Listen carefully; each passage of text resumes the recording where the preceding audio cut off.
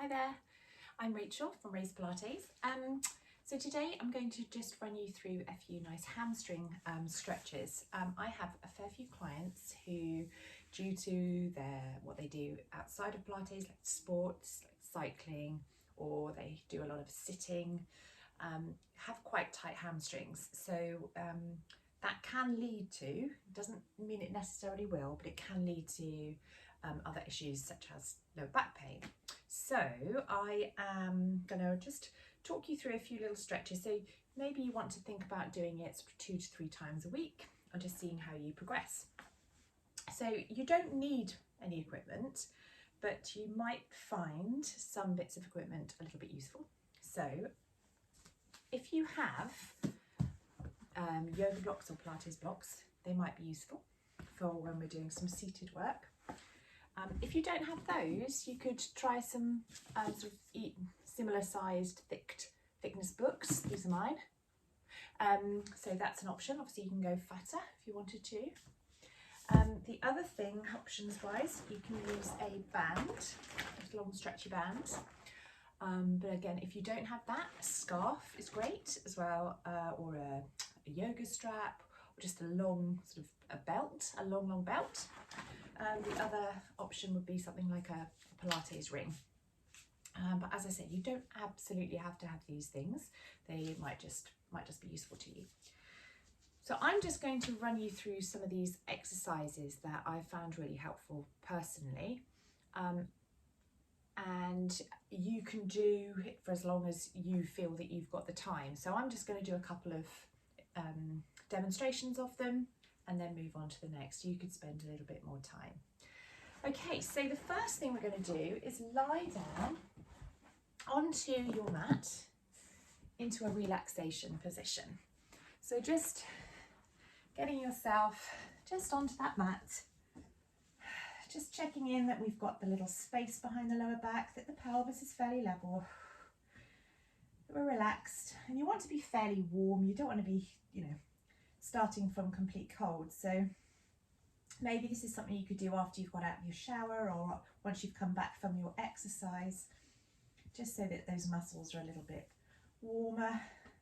And then we'll just start with a little drawing in of the knees towards the chest. Feel free just for a moment just to let that lower back just sink a little. That's fine. And you could do maybe a few little hip or knee circles, so just circling from the hip socket.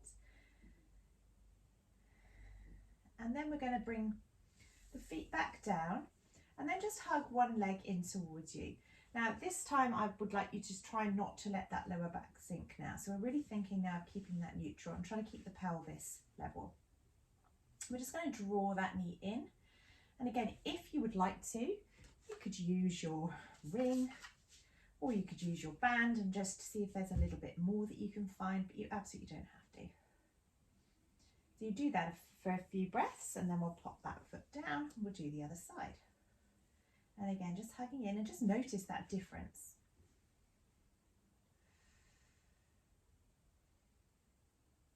Good. And then we're going to start to find a little bit of lengthening. So for this one, I'll just use my ring. You're just going to pop one foot into the pad, or you can just have the band around that foot and hold on to the ends. Now keep that knee hug. Again, we haven't sunk that lower back into the mat. And just sort of try and keep that feeling of the knee drawing in towards the chest. It is going to change a little bit, but just we're going to try and lengthen through the lower leg. So the movement is coming from the hip, sort of the back of the knee there to try and lengthen, and then we fold back. So we press and we fold and press and fold. Good. So you'll do that a few times, maybe up sort of 10-20 times, but don't push it. I don't want you to really feel like you need to force this movement. So then you're going to go to the other side. So for me, my left is always that little bit tighter, so it just feels a little harder to get a length through the back of that leg, and that is totally fine.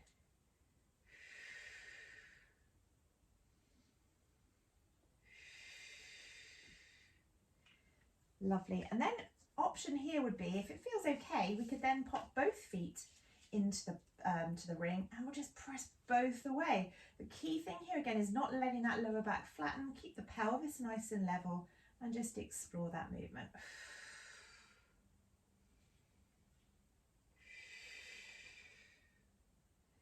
Good, I'll pop that down. Okay, so going to carefully then just come up round to your side and we'll kind of come into a 4-point kneeling. So this might be where you want to use your blocks or your books. And we'll pop the book or the blocks just to the side of your, or sort of underneath your hands. And then we're going to take one leg. So I'm going to start with my right. So that leg is going to just come through into the front here.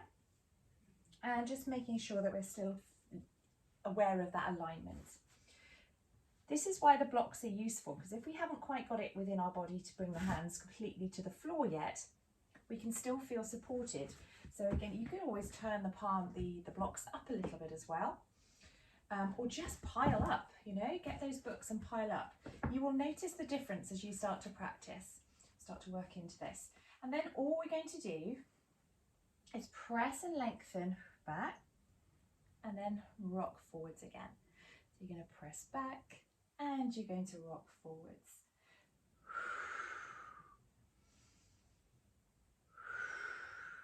We try not to sort of go into very passive stretches quite a lot in Pilates. It's very active stretching. So just going to work with your breath. Good. And then you would do that for maybe sort of 10, 20 times. And then you'll switch sides. We're going to go pressing back and forwards. Just try not to make sure that you don't collapse into that opposite hip. So you're still thinking of that alignment. Good. And then when you've done the same number to each side, pop that original foot back in. We're going to press back and then just see, does it feel okay now to lift those toes up? So we're flexing through that ankle, and then you could do a little point and flex. Oh, it's effective, as my clients know that word. If something's effective, you can feel it working. Good. So again, you don't push into it, and then we would do the same on the other side. Just bring that foot through, press back, lift and lower. So we're just doing that pointing and flexing here. Good. And then let's slide that knee back under. You can pop the blocks to the side for a moment and just let your knees be nice and wide here. Heels drawing towards each other, they don't have to touch, and then push back into a little hip stretch here. And then rock back. So just getting that little movement through the hips.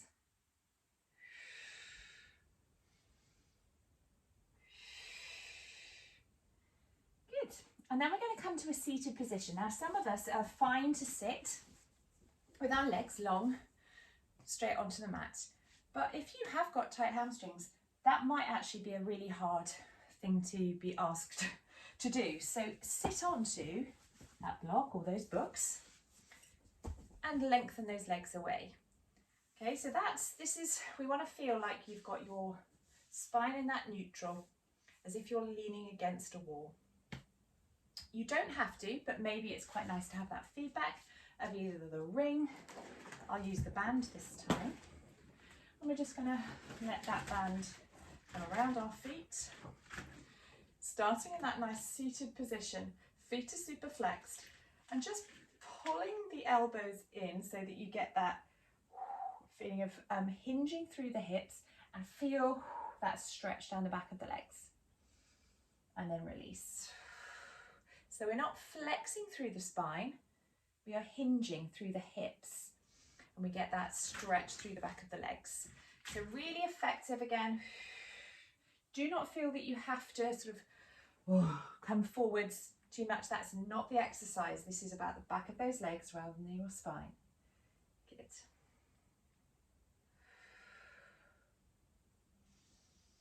And we can do one more of those. And then we just take that band away. You can then come off your block or your book if you'd like to. And there you are. So just, you don't need long, you need about 10 minutes. Maybe try do that 2 or 3 times a week. Remember, when you're warm, if possible, and just notice that progression and let me know what you think.